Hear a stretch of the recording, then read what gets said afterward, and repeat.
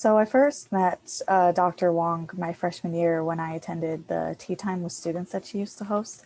And I remember her inviting me to discuss the issues that I saw within the honors program in terms of race and lack of diversity. I had heard jokes about attending a predominantly white institution. However, this was the first time I could really speak about my experiences as a queer Latina and work towards addressing the inequalities that existed. It's my pleasure to introduce Dr. Wong as our keynote speaker for this year's diversity conference. Dr. Wong is an assistant vice president for the community culture and belonging at Colorado State University. She's a passionate speaker, writer, educator, and consultant with over 10 years of training and leadership experience related to intersectional feminism, anti-racism, social justice, and inclusive culture change. As an administrator, she serves as the Assistant Vice President leading diversity, equity, and inclusion initiatives at Colorado State University. As a philosopher, thought leader, and creative, Dr. Wong explores the transformative power of theory and practice by cultivating experiences of connections, intimacy, joy, and authentic relationships for liberation. I'm so excited to present Dr. Corey Wong. Hello. Thank you so much, Kara, for the introduction. And thanks to all of you who are here in a long day of doing really important work together. So thank you for the organizers for putting this together. And I'm really honored for the opportunity to be able to join you and speak with you today about what we can do for liberation. I was able to chime in a little bit or listen in a little bit this morning and hear some of the conversations from the panel just to kind of get a sense for where you all are coming from. And I'm excited really to share some recent thoughts that I've been working through over the past several months. So I'll just start by kind of orienting myself and letting you know where I'm coming from. It's been a really intense year, right? Like, wow, what an experience we all have been going through collectively. The amount of angst and stress and uncertainty, and then also demonstrations of organizing and community, coupled with the personal challenges and grief and loss, and then the political conflict and tension and urgency for change. Like, there is just so much going on. And so I want to really acknowledge and hold space for the fact that, like, wherever you are right now, you are probably holding a lot. And in that space of holding so much, there can be a lot of difficulty of knowing, like, what do we do with all of that? And also that deep sense of necessity and urge to do something important and helpful that doesn't just burn us out or leave us with despair and hopelessness.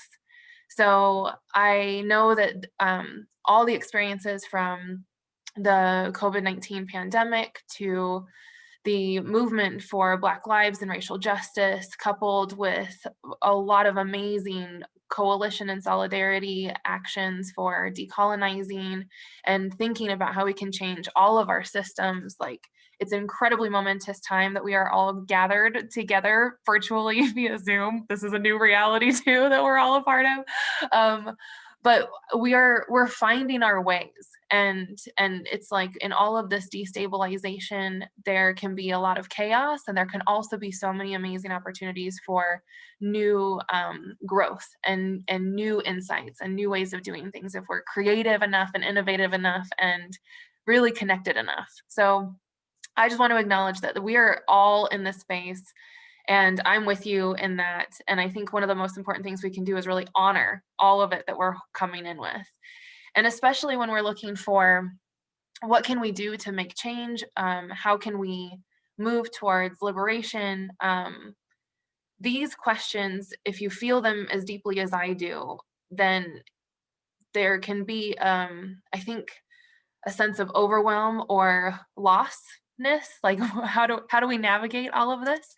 So that's kind of what I want to be speaking to today. I'm really excited because, like I said, I'm going to be sharing some new ideas that I've been working through since over the past 7 months in quarantine, as I've been trying to make sense of the world and how we can move through it together. So I totally invite you all to utilize the chat too while I'm speaking. If there are questions that come up, I'll kind of be monitoring it, and if I miss something, then others can help me navigate that and to pay attention to it. But my method these days is really challenging and questioning myself for my own tendencies of white supremacy and capitalism and how that might show up in me, whether that's situating myself as this expert with all the knowledge and separating myself from the people I'm engaging with. So like my favorite thing is dialogue with groups. So don't hesitate to chime in if there's something that is resonating or if there's a question that I can clarify. And I am intentionally not doing like a PowerPoint presentation or anything else because I really just want to be talking with you. My preparation for this has been a lot of deep reflection. And what do I want to share with people? What can I offer and connect? So I'm really just here presently with you to share some thoughts of what's been coming up for me. And one of the things that I guess if we want to put sort of a theme on this is I want to be thinking really critically with you all about how we can orient ourselves in terms of resistance to oppression and what that looks like, and then what liberation looks like. And I'm going to be leaning a lot more heavily on the liberation side because I think there's so much potential there for really exciting opportunities for us. So I want to also name that I come into this work as a trained feminist philosopher. I can't help it. It's what changed my life. And so I think like a philosopher. I'm an epistemologist. I think about knowledge and truth and reality and all that kind of stuff. And I'm a deeply embedded existentialist. But you don't have to come into the work in any kind of philosophical way. There are so many different avenues and pathways for people to come into a space of really caring about social justice. I just have to be honest about this is where I'm coming from. So I'll share my resources and things that I've learned, but that doesn't mean you have to follow the same path. You're on your own path. And I think the most important thing is that we can meet each other in a shared vision of what kind of world we're hoping to create, and that we can bring our insights and our skills and resources together and leverage that for a greater potential for change. So I'm coming from this philosophical background. I'm a constant reflector and learner, and I am starting with acknowledging this is like a diversity conference. I work in an office of diversity, and in higher education and within other organizations now especially, there's this huge uptick in diversity and inclusion projects, right? Everybody's trying to talk about how can we do diversity and inclusion differently. And I'm pulling language from a colleague, someone who's also at Colorado State University and just like a shining light when it comes to social justice, education, Dr. D.L. Stewart, who has over the past few years offered all of us a shift in language to move from focusing so much on diversity and inclusion to instead be thinking about equity and social justice. So that like progression of the way that we move towards equity as a remedying action to try to address the inequities, historical and contemporary, to make for more just experiences for people as part of a larger move to social justice as the bigger project. And when I think about that, I will frame myself oriented towards social justice. But then I think another thing happens, and so this is where I'm sitting with that resistance and liberation. When we talk about social justice, we're inherently talking about oppressive systems and oppressive realities and the people who are marginalized due to these systems and structures. And so a lot of our language gets packaged as how do we resist oppression? What does resistance look like? How can we practice forms of resistance? And all of that is resistance to oppression. So that's creating this dynamic of like we're fighting oppressive systems, right? Hold that. Because what I want to move us towards is also really starting to open ourselves up to, but what does liberation look like? That's a different kind of setup. It's a different backdrop. Instead of situating ourselves to fight and push back and challenge and dismantle oppressive systems, I want us to also be thinking about how can we create spaces of liberation, which is it has a different character, a different tenor. So I want to share where this is coming from. It's been over the past few years. I've been working with students and in my own thinking, I would say probably like the past 5 or 6 years, this has kind of been the central question for me is what happens if we ask ourselves, what does a world without oppression look like? This is an imagining project, it's a visioning project, it's something we have to actually put some energy to, and I think we haven't done enough to really situate ourselves to look in this direction of what does a world without oppression look like? We are focused so much on identifying oppression and seeing it so we can name it and address it, but what does it look like to have a world without oppression? And one of the tendencies for people when they're responding to that question is to go with a negative kind of definition of saying what it does not entail. So oppression does not include racism and sexism and bias and discrimination. A world without oppression does not have hunger and poverty and a lack of access to education and healthcare, all these things. And those are all true. However, I want to move us to thinking even further about what a world without oppression looks like in a positive kind of definition. What can we say it does have? What does the character of a world without oppression look and feel like? And if you spend some time with that question, you might find it's actually kind of difficult to really readily articulate the things that a world without oppression has. What are its qualities and characteristics? For me, what that means is that we're actually moving into a space of being able to name a world of liberation. A world without oppression is a world of liberation. So what does it mean to live in a liberated way with one another? How does that change how we work, how we connect with each other? If we are in a liberated space without oppression, what does it mean when we are able to connect with ourselves and with community? What do we do with our time in a space of liberation? What are the things that worry us? But how else do we experience our lives and our existence? I'm not going to fill in all the answers for you of what I think a liberated space looks like.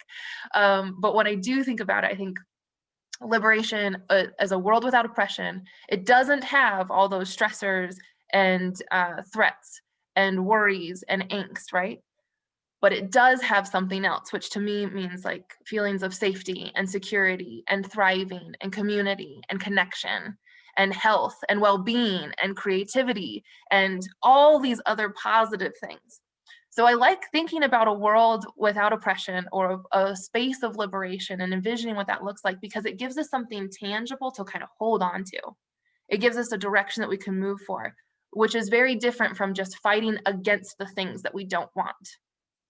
So these are important, but I think with resistance, when we think about we have to resist oppression, we tend to come up with a list of all the things that we should do to resist oppression, which ends up being a lot of the don'ts.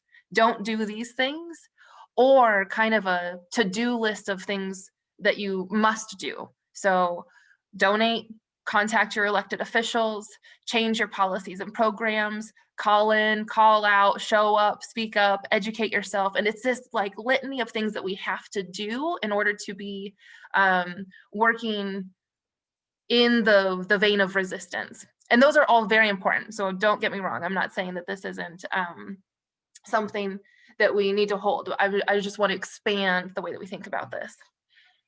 So when we are centering ourselves with this vision of what does a world without oppression look like with positive characteristics and qualities, I also want to take a second to note that there are many ways that we tend to think about this. So we think on levels of historical, generational frameworks of oppression, and then what does that look like from a lens of liberation? We can think about it on a personal level, as we often do. Then there's the interpersonal level. Then there's group level or collective level. And then there's systemic and institutional and cultural levels, right? And when we're thinking about social justice and how we resist oppression, especially right now, this historical moment that we're in, we're doing so much to draw attention to the need for systemic change, like major structural systemic change, that I think that's great. It's super important. And I have found myself focusing on all of these levels. If we envision what liberation looks like on all these levels, can we articulate them on a personal level, on interpersonal, group, cultural, systemic, institutional, historical level? There are a lot of things that come up when we break it down on all those different levels. So on one hand, maybe you've heard some of the critiques about things like white fragility that focuses on individual feelings and saying like, that's not enough. It's not enough for white folks to be able to identify that they feel defensive or guilty. Like, that's not going to change a lot. We need action.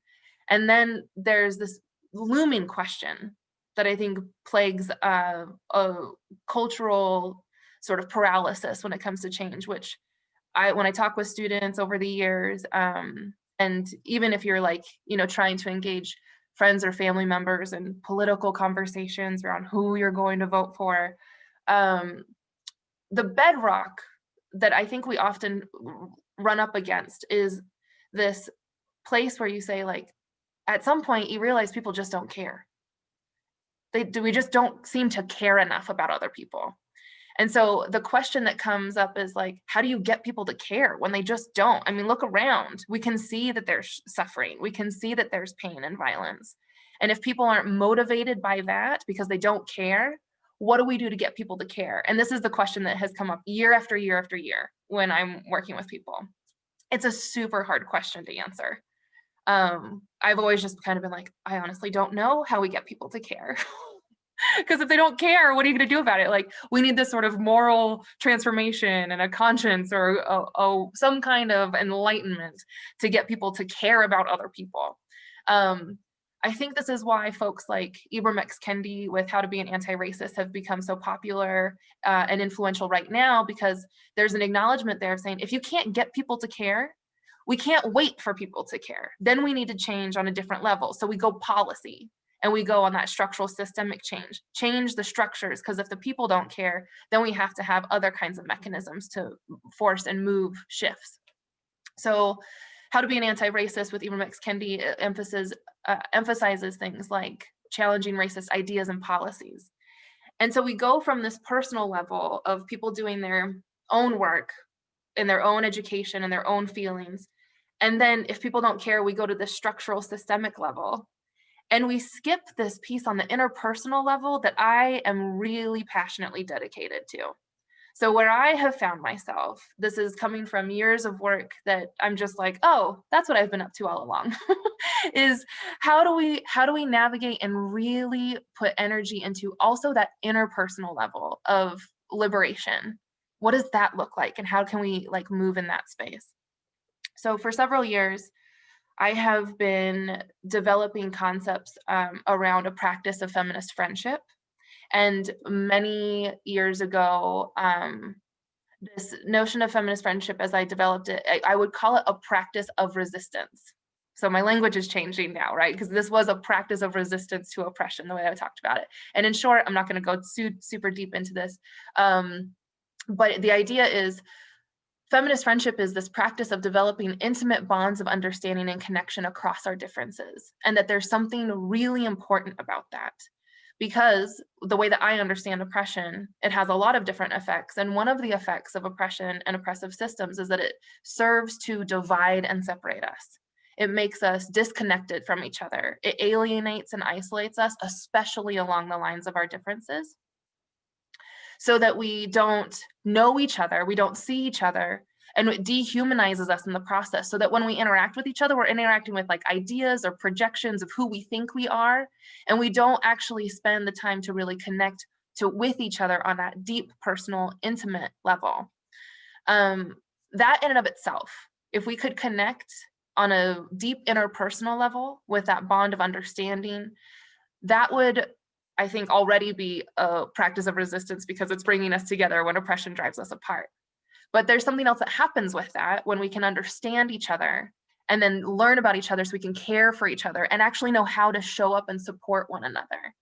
So in the midst of all of this conversation, as we're holding so much heaviness and overwhelm and constant chaos and like a relentless onslaught of news that is just like so heavy and consequential, self-care is like predominant. Like, it's so important for us to practice self-care. And then there's also this need for us to care for each other. And that becomes another to-do on the list of, oh, now I have to care for myself and I have to care for other people. And it can add on to this burden of like, there's just too much of, I don't know how to handle all of this. So I'm thinking other things about self-care. It's going to have to be a different talk at a different time. But I'm really deep in this notion of like, but how can we care for each other? So rather than asking that question of how do we get people to care, I want to focus instead on what do we do when we do care? Like for the people who do care, how do we lean into that space and leverage that energy that we have for ourselves and for each other in a way that can be truly transformative? What does liberation look like when we know that we care? How do we show up differently out of that space? So there's a piece about this that I don't want this to sound like I'm just saying like we all need to be kind to one another and that's like the solution for oppression, because that's not it. That's not what I'm talking about. It's not this just blanket be a good person kind of thing. I mean, really dig deep and think about if we're coming from a place of liberation, not just a place of being oppressed, traumatized, separated and alienated from one another. And not even just resistance to oppression to say we're going to educate each other about our biases and call each other out and call each other in and try to like broaden our scope and horizons. But if we are meeting each other from a place of liberation, what does that look and feel like? How is that different? To me, that interpersonal relationship for liberation is so important because the thing that comes up for me is that intimacy and that deep knowing of one another, of being able to share, like not just the good stuff and not just the hard stuff, but like actually show up for each other in this way of being present that a capitalist culture doesn't tend to allow for, that a racist culture does not tend to allow for. And all the other isms, we can see how we are afraid to be vulnerable and to share intimacy with each other. And I think part of that also is that we lack the skills to really know how to do that. So for however many of you are working in social work or psychology and counseling, like you know that there's so much work that we have to do ourselves in order to be able to show up for each other. There's work we have to do for ourselves even to be able to show up for ourselves with that kind of care and that kind of compassion and understanding and intimacy. So this level of vulnerability and honesty and a willingness to really meet each other, I think is more significant than we give credit for. And I think that in the culture that we have right now, this discourse of resistance to oppression and social justice and social change, political movements, it's so critical for us to be operating on all these different levels. I just don't want us to skip that interpersonal level and how that means that we can relate to ourselves too. In a way that I think, again, goes deeper than just self-care, is like, make sure that you take a break and drink water. Like there's something more important about how we really care for ourselves in a liberated kind of way. So I want to share a little bit that's also informing this because I think it's a helpful marker and it's a good resource if you're looking for this. That a lot of the way that I've been thinking about change on all these different levels is also informed by Bell Hooks, huge influencer for me. If you are looking for a really good resource, there are like so many of her books are amazing. One is definitely the book All About Love, where she introduced the love ethic, and that love is the will to change. And we can't be afraid of change, but love is not this definition of like, just an affectionate feeling that we have for another person. But love is instead characterized as the will to extend oneself for one's own or another's spiritual growth. And I kind of elaborate on that and say that love is the will to extend oneself for one's own or another's healing, transformation, or liberation. And so it's love becomes the act, the demonstration of that care that we have for ourselves and for others. It informs how we show up as a choice and an act to extend ourselves, to do something for one another in a way that's meaningful and important. There's another piece here about how we can do this on in an intersectional way by focusing the most marginalized. And I just want to note that that's an important piece for sure of when we think about how we will ourselves to change, or the choices that we make for when we care, how do we show that? by focusing on the pieces that are like the most marginalized of our experiences and the people who are the most marginalized by these systems and structures. That is just always going to be a better way to start and begin. Okay. But now I've already been going for a few minutes. I know there are a couple questions in the chat, so I'm going to keep going for a little bit and see if we can, if we might get there, and then we can return back to those questions. I'm going to talk for just a few more minutes and share some other things that have been coming up for me, and then we can have a little bit more of a dialogue. So I'm a metaphor person. I love metaphors. They help me think through a lot of different things. And one thing that I'm super worried about right now is that if we start to talk about liberation, people might think that this is something that has to be like somewhere down the road. I don't know, maybe we'll get there one day. We'll end up in this promised land of a liberated space, and who knows, it may not be in our lifetime, probably not. But then do we become defeatist because of that? Or do we resign ourselves to this notion that like liberation is somewhere far off? I don't think so. And that's why I'm so excited about the ideas of thinking about liberation instead of resistance, because if we think about what does liberation look and feel like, how can we cultivate these spaces today? Resistance gives us a thing to do, and I feel like liberation gives us the way of doing it. It's like, how can we do that in a liberated way that doesn't replicate a system of capitalism and white supremacy? How can we create spaces for gathering that doesn't replicate these systems, but does it through a different way of liberation that maybe fosters deeper connection, that fosters a different kind of way of being with each other, or even a different goal and an objective altogether. So if we think about how liberation gives us a way of doing things differently, we can do everything differently today. And that's how I think liberation is possible. You can have a kind of liberated experience with yourself, and then also with the people who are close to you, and then also within your workplace, and then also within the systems that we navigate, because systems are only maintained by people who make choices. This is something that I think is also another piece of that, like balancing that notion of it's too big or it's too overwhelming or it's too far off. When we talk about systemic change, I have been working within systems and trying to do systemic change. And what I know is that the reason why they are so beholden is because people do not make decisions that move in the direction of change. Systems are upheld by people with the power to make decisions. So if you have the opportunity to make a choice, you can choose to be in that system differently. It may not change the whole system, but how can we create little pockets of a liberated way of being in it?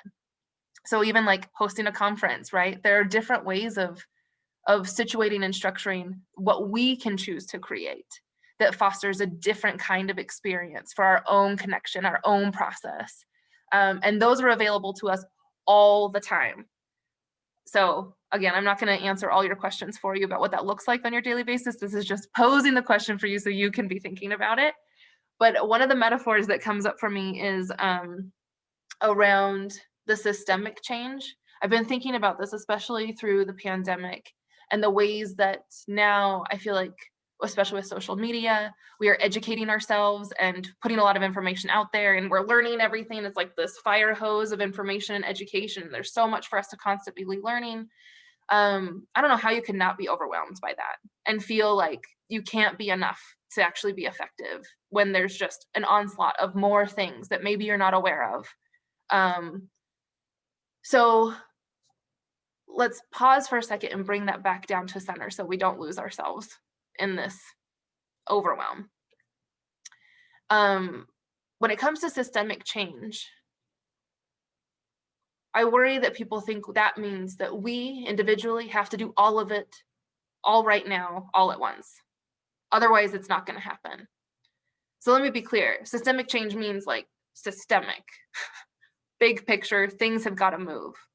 But that doesn't mean that you as an individual are responsible for doing all of the systemic things all right now. That would be impossible. It's a total setup for failure. No wonder we might want to like back out and quit, right? Be like, I can't change all of this, but we can do some things where we are. And so what I'm moving towards is this notion of liberation on a local level, because I feel like that is tangible. Like where can you create liberation where you are just today in the spaces that you have?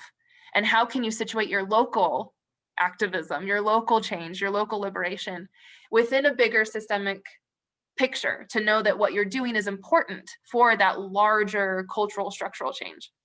I'm going to tell you a metaphor about some ladybugs. So through the pandemic, when we all first were like, oh, we got to slow down and we're going to quarantine, everything goes on pause and everything kind of shuts down and freezes. I was like, wow, what an amazing opportunity this is. It's like we can organize ourselves differently, like a bunch of flies who are thrown into a freezer. I don't know why I throw them in the freezer, but it was to basically stop them from buzzing around and flying, right? If you're trying to organize a whole mass of flies, good luck. You can hardly catch one unless you're Obama.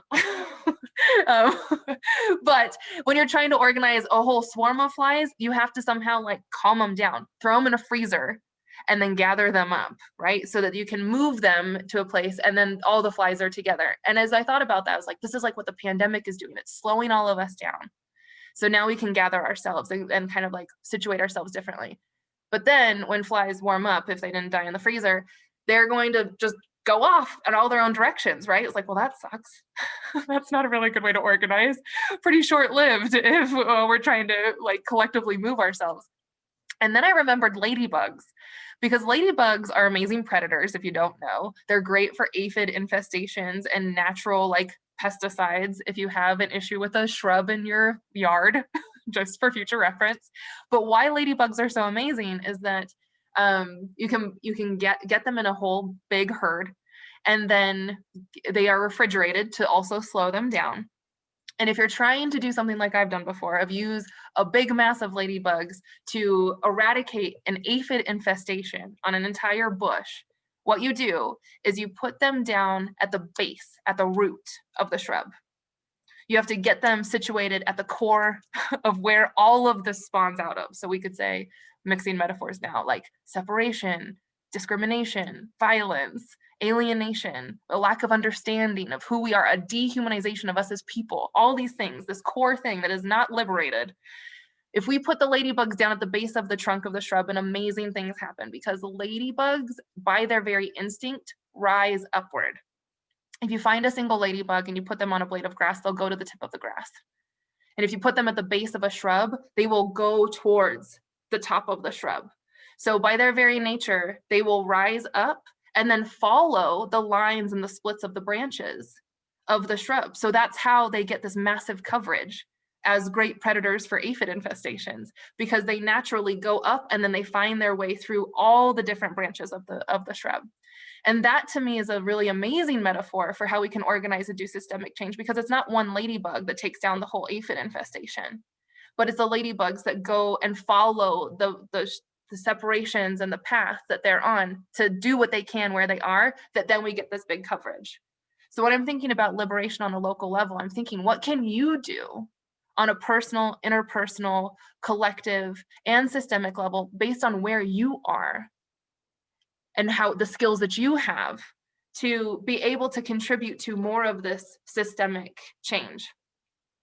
I have another couple thoughts, but I've been really highly influenced lately by watching The Social Dilemma. I don't know if you've seen this yet.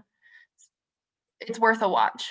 It'll change your whole view on what we're doing with social media and activism and information sharing. And it's got me thinking a lot about what activism looks like, since we do rely so heavily on social media for our channels for how to connect. And then I have other metaphors as a philosopher that I'm thinking of, but I'm going to pause now so that I don't get too carried away, and I want to look into the chat a little bit to see what's coming up. So give me just a second. I'm going to review this. Okay, and then while you're doing that, there's also someone with a raised hand to ask a question. Would you be okay taking that question now? If possible, I want to read these first. So guys, Sounds good. That's all of it once. Of course. For 1 second. Yeah, so one of the comments in the chat was about responding to that notion of a world without oppression. And if people answer that sometimes that looks like hegemony and assimilation. Like a world without oppression is where everybody is the same. And That's an interesting question. For me, that's not my answer to a world without oppression. I would say a world without oppression looks like there are so many differences, and we use those differences to celebrate and honor and value each other, and we enrich each other's lives by being able to show our support and strength in diversity, and actually like make that something that's so rich and robust. We can answer those questions differently. And I think we have to think critically about the answers, because that's for us to envision the world that we want and that we're moving towards. Okay. All right, let's go to the person with the hand up. We'll see. Well, wouldn't you know, it happens to be the same person. Oh, great. Although on a different topic. This was an idea that struck me about your idea of sort of local support and local liberation, and an example that could maybe feasibly be used by the people listening to this audience, or in this audience. For context, I'm a doctoral student in educational psychology, and I teach. But when I teach topics, there are ways to rewrite that history. For example, when I teach a class on intelligence, we talk about eugenics, we talk about genocide, we talk about the forced sterilization going on right now, because the changes in the narrative of what that term has been used for, what that term means, what it's still actively doing in this society. And even if I can't make a global research difference on what that definition is, I can tell 40 people that that's what it is. And I can make a space for them to make the same statements. And that's something that I can do every week, and that other people listening to this can do every single week. You know, normalize sharing what you know and make it different. Yes, definitely. Thank you for that. I'm going to riff on what you shared and actually use that as a segue into this other metaphor that I've been sitting with. And this is a super new idea, and it's going to sound like really philosophical, but just bear with me, okay? Because I think it's working, and it's making me really excited. So when we think about I'll speak for myself. I've been raised up on social media as a true millennial. And when Facebook came on and YouTube, I was like, wow, look at the potential for us to utilize social media channels to like really elevate different voices. We don't have the same gatekeeping for like mainstream media, and we can have instant publishing for different kinds of content. And it's like, wow, we could really use this in great, super revolutionary ways. And that has happened for sure. It's also happened that like the opposite is true. But because of that, I know that as a person who is training to be an academic and a person who was raised up on social media, to me, it always felt like the greatest amount of influence would come from having the biggest platform. That somehow we need to tell everybody all these really important things. And so then I think we get skewed, especially because it's like social media culture that we're in, that we think that activism and really being an agent for change comes from putting out content, like just signaling all this content all the time. And so I don't want to undermine the importance of staying open to learning and getting education from all sorts of different sources. That's so vital. But I had to check myself and be like, am I really trying to create a platform for myself? Like, I don't know if that's what I want or what I need. So instead of having this like super highway of information, to be like a 90s person now talking about the internet, instead of that, I'm thinking on a metaphor of rhizomes. And this is either you can come up from like postmodern French philosophy, or you can come from a botany background, and rhizomes is going to mean something different to you. But rhizomes are basically, it's a plant structure like potatoes and other things that grow underground. As the main stem is underground, and the way that the plant propagates is through lateral shoots by creating a root system. So this is why the aspen grove is the largest living organism on the planet, because it's all one organism connected through all these lateral stems and shoots. So the root system is the organism itself that propagates by going up, but really spreads in a lateral direction. So a rhizome model instead is something that like, you can't take out a rhizome in the same way that you can take out like a singular platform, for instance. Or if we say, here's the channel for how I'm going to be doing my activism, or my influence is going to happen in this one major vein, you can cut that artery off. it's not going, well, that's if we want to end it. And so if we're really thinking liberation, we know there will be a counter force to challenge this.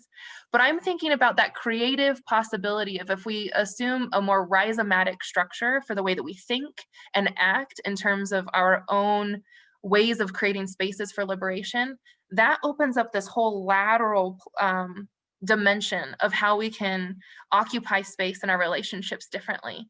And so like, a rhizomatic approach would be that in all of my opportunities with myself and with others, with family, with community, with students, with the organizations that I'm a part of, with the way that I experience media or how I choose, like it just opens up all these different opportunities where we can interface in new ways as a kind of lateral operation, instead of thinking I have to do it in this very streamlined and one directional top-down or very conventional, like pre-packaged notion of here's how you demonstrate your activism and your commitment.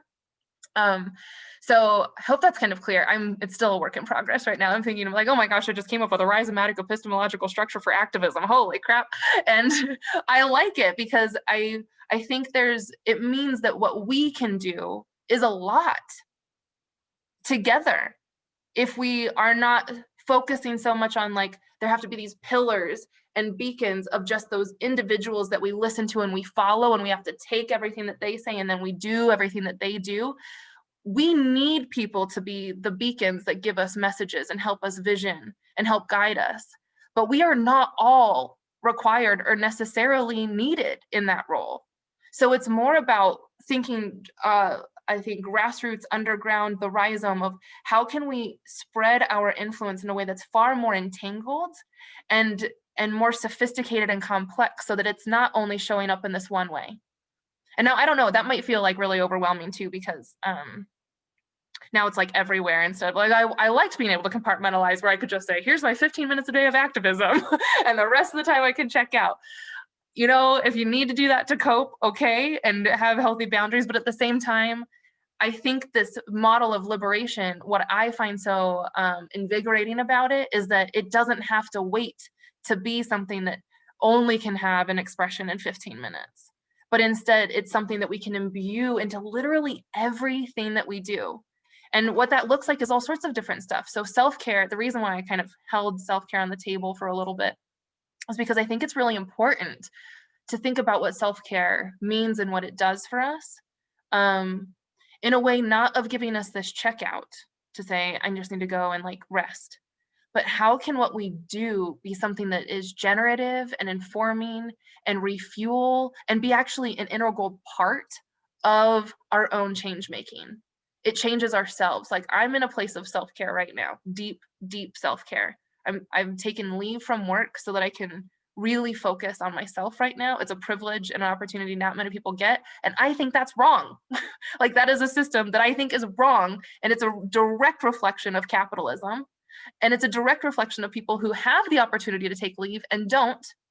It's also ableist and all sorts of other things. But if we don't do it, that's us internalizing our own sense of capitalism, our own sense of worth, that we have to show up in a certain kind of way. So a liberated space, this is an example that I'm just pulling from my own existence right now, is that we have the opportunity to choose to create spaces for liberation for ourselves as well. What do you do if you do care? Remember, that's the assumption. I'm assuming you all care. And if you really care, how does that change how you show up? Not just what you do, but how you show up. And so the example for self-care is like, how do you show up for yourself in a way that actually nurtures and heals you? And how do you show up for others in a way that really fosters intimacy and connection? And how do you dig deep into the parts that maybe we want to hide from, that are hard and painful? And what lives there with those shadows, other than maybe some internalized shame or internalized oppression or internalized guilt, which is a form of violence that keeps us fractured and unwhole and afraid from connecting with each other. Self-care can look in so many different ways to be this really generative and deep practice that we can cultivate in the ways that we do our work, in the ways that we connect with our communities, and what we do for ourselves too. So Okay, rhizomes, ladybugs, how we show up. Resistance gives us things to do. Liberation gives us a how for how we can do that. And I didn't fully go into the social dilemma, but I'm gonna pause on that still. Okay, let's see. I'm hearing there's a comment here that it's private, so you can't see it, but there's mention of metaphors. I'm glad that people like metaphors. I love metaphors. And I think it's a really helpful way for us to be thinking about it. What other kind of questions are coming up or reactions? Because now we have like another 12 minutes, right? So this is a space that if there are other things that you're thinking, or if I can clarify on anything, I'm willing to just pause myself, hold some space, and see what's coming up for you all.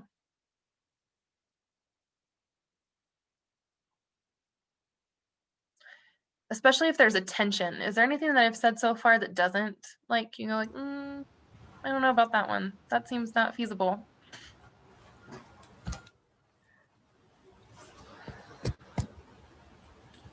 I have a question.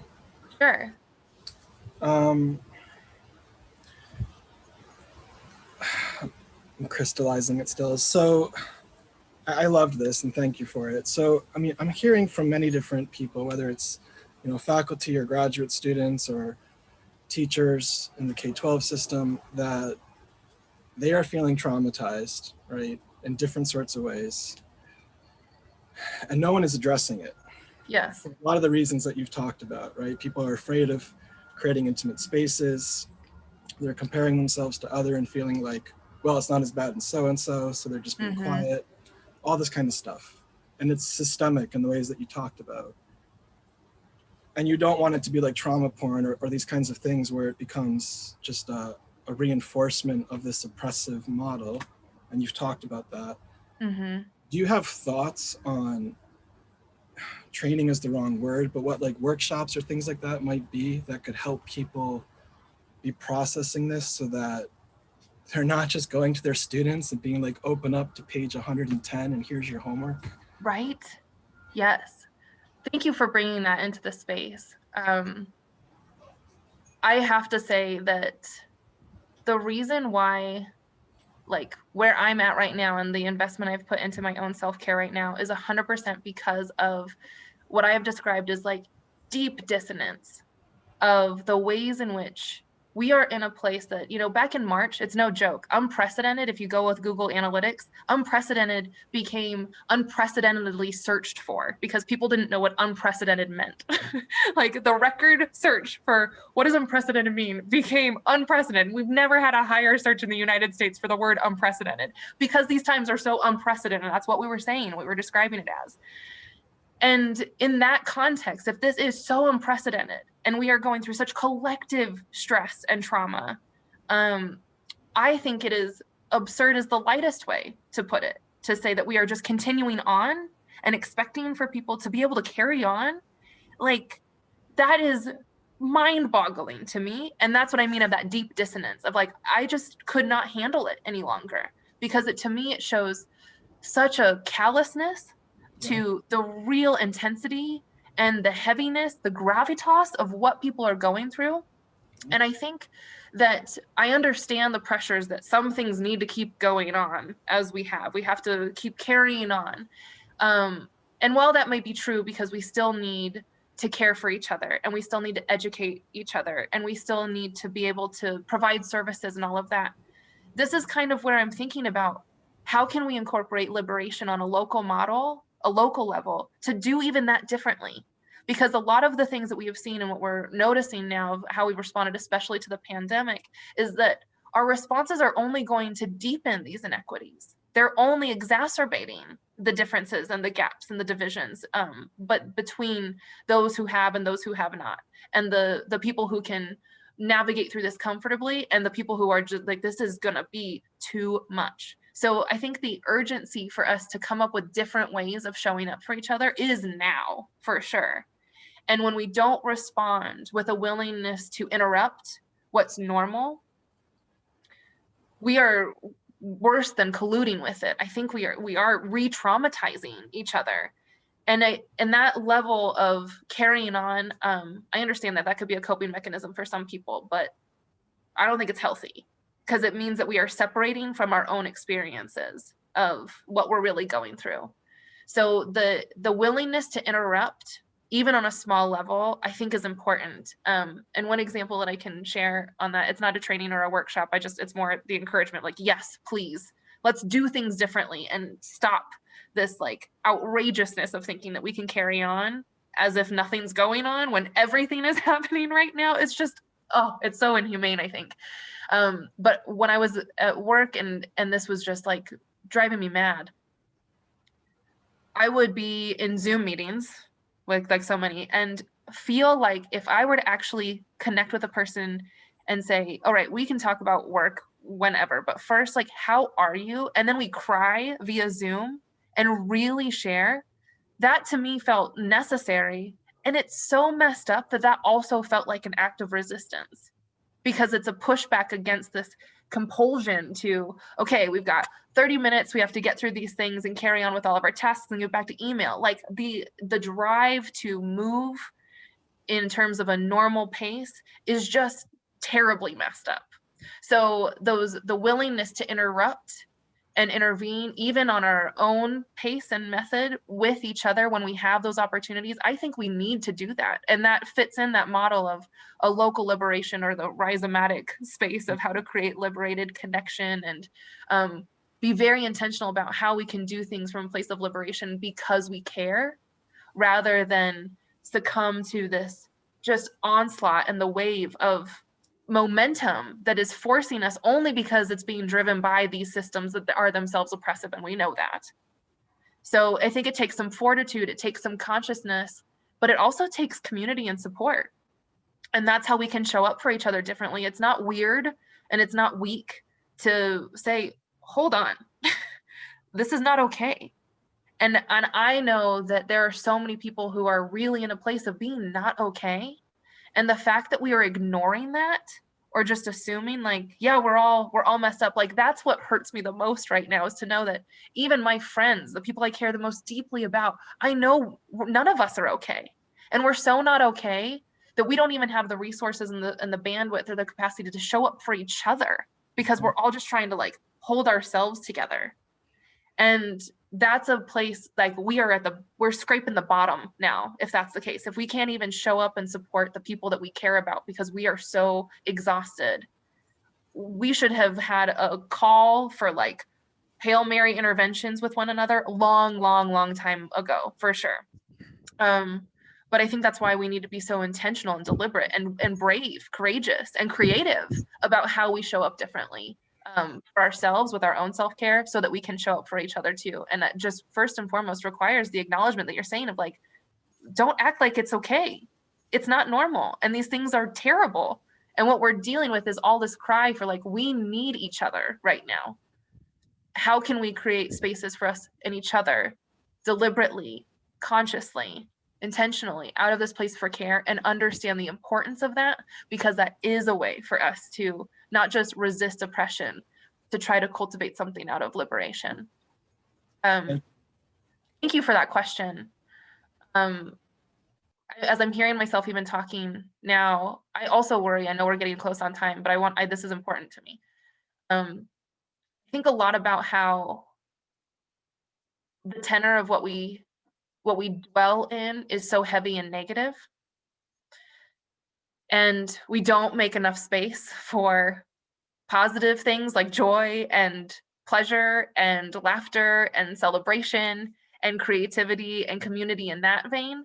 And I could spend so much more time talking about why that is so important. But instead, since I don't have that time, I just want to like make sure that that gets woven into this, to know that like it is intensely necessary for us to also be able to tap into places of joy as a part of liberated existence. When I think of a space of liberation, beyond what does a world without oppression look like? A world without oppression does not have stress, anxiety, fear, threat, violence, all that kind of stuff. But what it does have, a liberated space, a world of liberation, what I want to move towards, has a lot of joy and a lot of creativity and a lot of fun, a lot of play, a lot of all of these good feelings, because I think that's like the height of our human existence.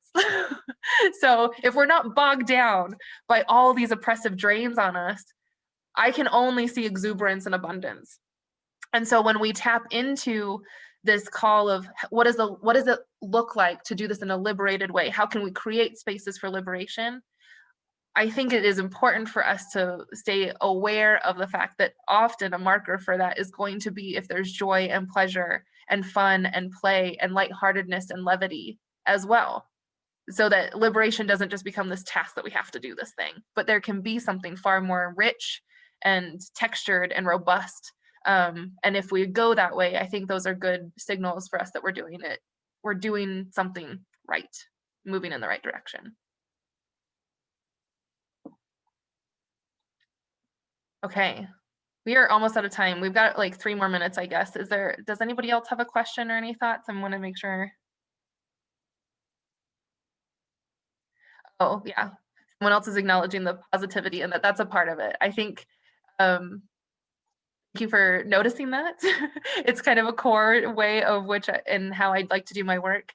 And maybe I'll wrap that up with one last piece too about generally a personal approach to this work for me. It's rooted in the work I did when I was working on my dissertation in philosophy, because philosophy itself is like, wow, can be super boring and really heavy and super dry, not super exciting. But I was like, but actually, what if it could be? And isn't it amazing if we could somehow figure out ways to engage each other in thinking about the world differently or feeling with each other differently in a way that actually is positive, like we experience it in a positive way instead of guilt and shame and overwhelm and thinking, oh, this means I'm not good enough and I've caused so much harm and oh, this is so bad. Instead, if we can reframe that to be like, I am excited to learn. I am excited to see new ways of being. I cannot wait, and I thrive in this place of experimenting with different ways of living and connecting, and to experience all of that shift as a positive, emotive, affective sense is something that I think it sometimes can be hard to just automatically experience, but I think we can cultivate that within ourselves. And so that's another personal challenge that I would offer is anytime that we feel overburdened by, oh, there's so much, and this is so heavy and this is difficult, can we cultivate our own capacities to develop in a way that we actually can take pleasure and joy in and play and fun in doing this work with one another, because there's no way I think this is going to continue on if it just sucks for everybody. Like the labor of social justice, if that's a burden, please, we're not going to get anywhere far. But if we can instead understand the potential for this to be a really rejuvenating experience that is inspiring and brings out enthusiasm and passion for us, then that is something that we can not just like share with others in a way that might be more appealing and attractive to them, but also something I think can be more motivating. Like that is a way for us to generate this kind of momentum to keep going, because it's more life-giving than it is life-taking. And that, again, we could say is a practice of resistance or a more liberated way of being when it fosters more life and more opportunity and more abundance and more freedom and more connection. Okay, so that'll be my closing thought. Thank you all so much for listening and for your questions and your engagement. I will say this too, if you want more information, I am still trying to toy around with the ways of providing this kind of content. I have a new podcast and it's in the works, but I'm an experimenter. So if you want to play along and experiment with me, especially on the role of intimacy and interpersonal connection, then know that I am just trying all the means and methods right now and want people to play with me on that front. Thank you so much.